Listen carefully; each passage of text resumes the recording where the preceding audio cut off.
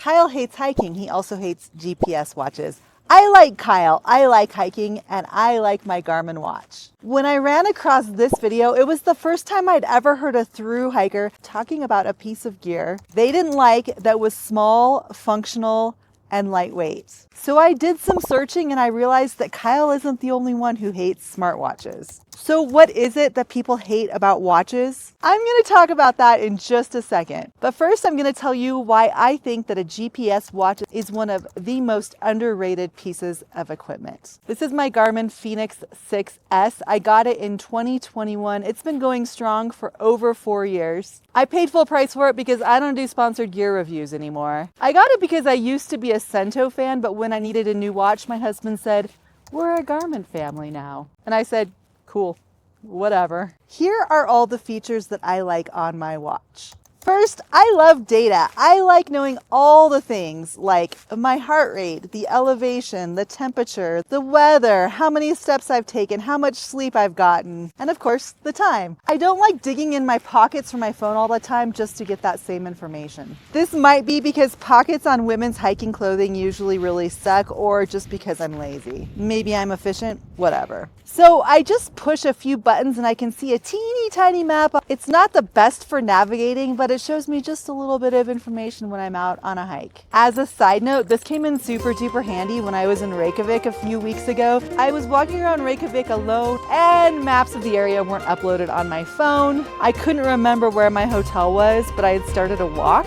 So I just followed my track back to the hotel. Bam, it was so easy and so safe. All because I had started a walk.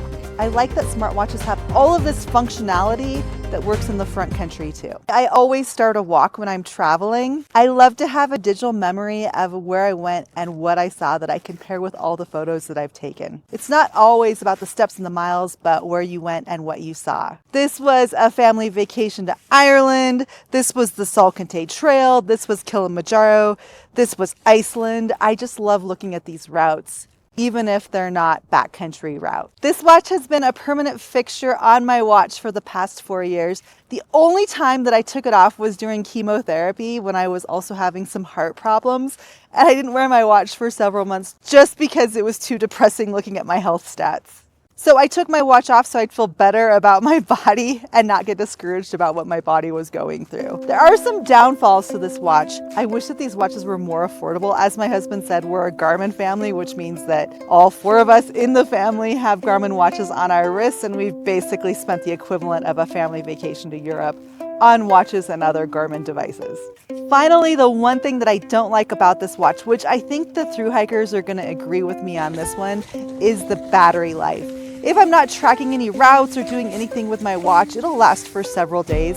But if I'm out on the trail and using this watch exactly how I want to use this watch to track my route, it chews up the battery power. Then I get only about a day or 2, sometimes 3 days of battery life.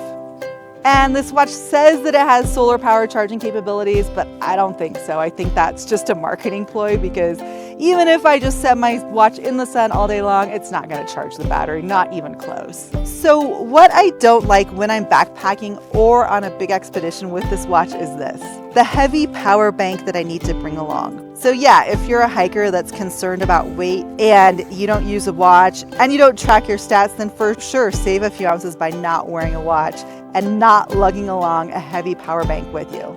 But you're probably already packing a power bank to charge your phone, so that's another thing to think about. I'm cool with a watch because I'm a nerd who loves data. So while Kyle hates GPS watches, I think I put up a pretty good argument for them. What everyone is really trying to say is that there are good things and bad things about nearly every piece of technology or outdoor gear that we own. The trick is to find what works for you and then go for it. What are your thoughts on GPS watches? I'd love to know. Drop a comment below. And come back next Friday because we're going to be talking about jet oils.